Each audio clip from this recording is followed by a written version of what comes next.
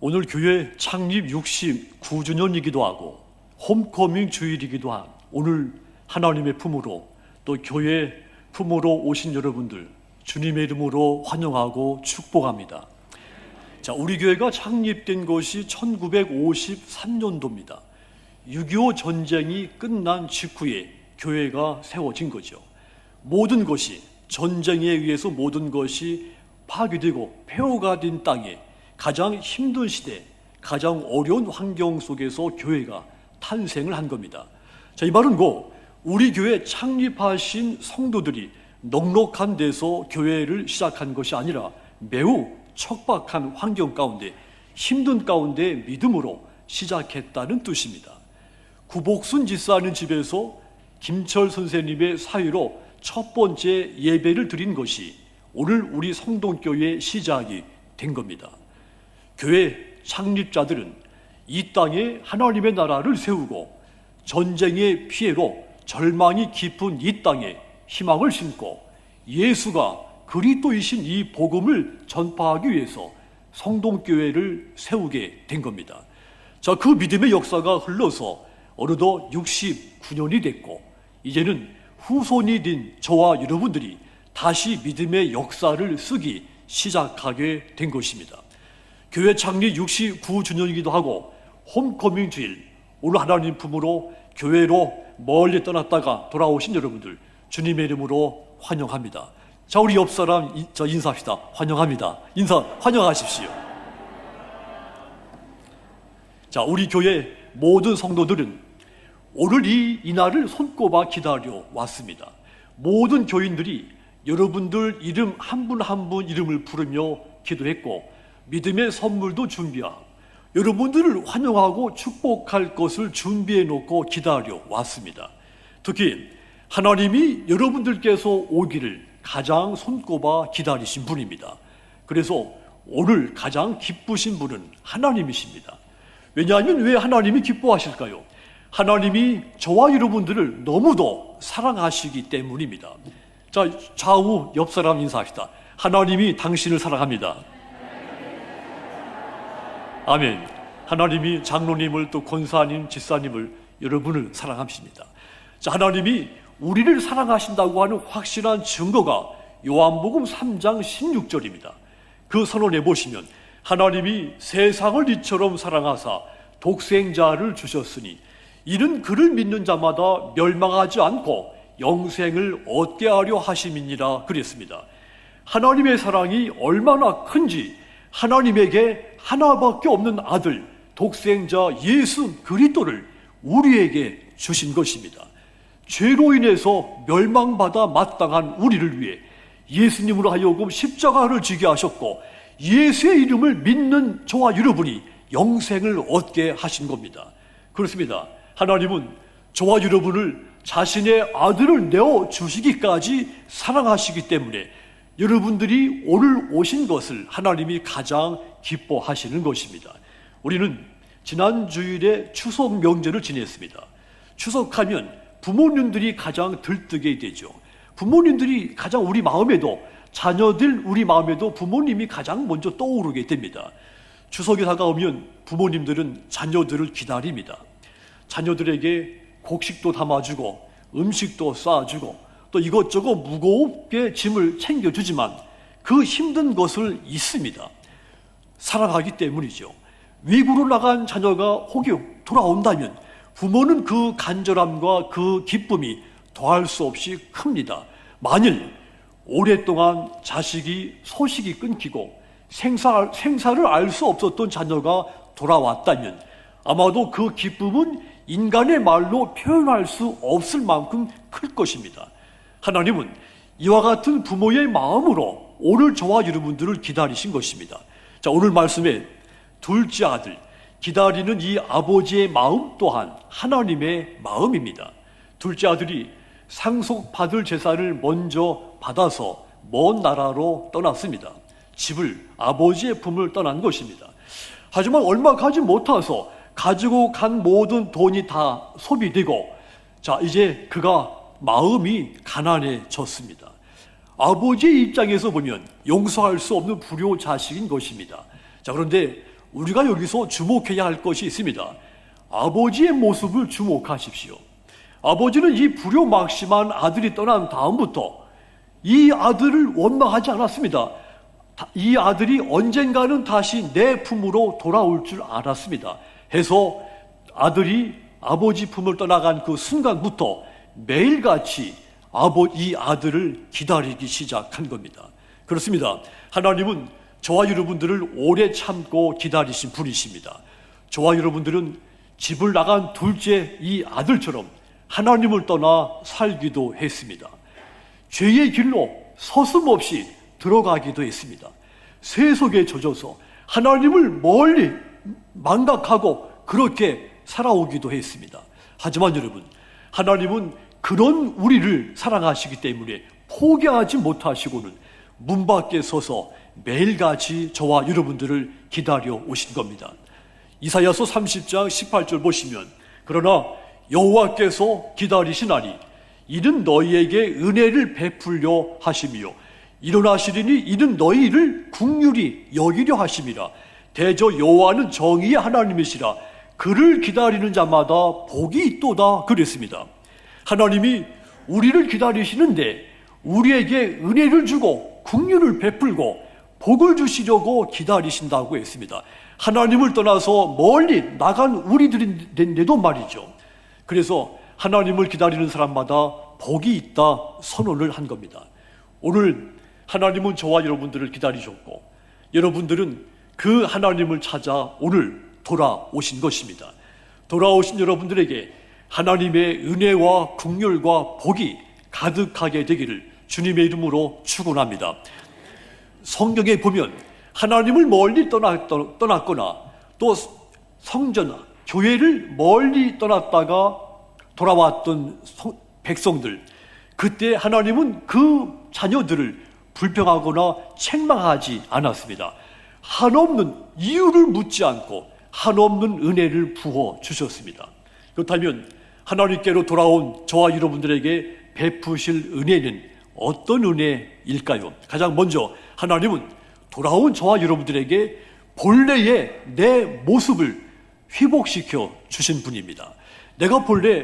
우리는 본래 하나님의 형상으로 지음받은 거룩한 사람들입니다. 그런데 하나님의 형상으로 지음받은 우리가 하나님을 떠난 것입니다. 그리고는 죄와 사망의 노예가 돼버린 겁니다. 자, 그러니까 우리가 본래 하나님의 형상대로 지음받은 하나님의 백성인데 하나님의 백성이라고 하는 이 정체성을 잃어버린 겁니다. 하지만 여러분, 하나님은 그런 우리를 버리지 못하시고 우리에게 예수 그리스도를 구주로 보내신 것입니다. 예수님을 믿어 죄사함을 받게 하셨고 거듭나게 하셨으며 하나님의 백성으로 다시 살아가도록 기회를 주신 겁니다. 이것이 바로 예수님을 통해서 우리의 정체성을 회복시켜 주신 하나님의 큰 은혜인 겁니다. 예레미야서 32장 38절 보시면 그들은 내 백성이 되고 나는 그들의 하나님이 될 것이다 선언했습니다. 하나님을 멀리 떠나서 하나님의 백성이라고 하는 이 본래의 모습을 잃어버리고 살아온 저와 여러분들에게 하나님은 우리에게 이렇게 말씀한 겁니다. 너는 내 백성이다. 나는 너의 하나님이다. 우리의 본래의 모습인 하나님의 백성이라고 하는 정체성을 회복을 시켜 주신 것입니다. 오늘 본문에 이 아버지, 세상에서 방황하다가 돌아온 이 둘째 아들을 향해서 너는 내가 잃었다가 다시 얻은 자녀다 이렇게 말했습니다. 이 아버지도 둘째 아들의 정체성을 회복시켜 준 겁니다. 그러므로 오늘 돌아온 하나님의 품에서 우리 성동교회 안에서 하나님의 백성으로 다시 세워지시는 여러분들이 다 되시기를 주님의 이름으로 축원합니다. 또한 하나님은 돌아온 우리에게 어떤 은혜를 주시는가 하면 세상이 주지 못하는 평안을 우리에게 주십니다. 하나님을 멀리 떠나는 사람들은 하나님을 떠난 내가 그 어느 곳에 가면 평안이 있을 줄 생각을 합니다. 언제든지 세상의 유혹은 달콤합니다. 하지만 여러분, 그 열매는 견딜 수 없을 만큼 쓰디 씁니다. 세상의 열매가 평안이 아니라 불안이라고 하는 증거입니다.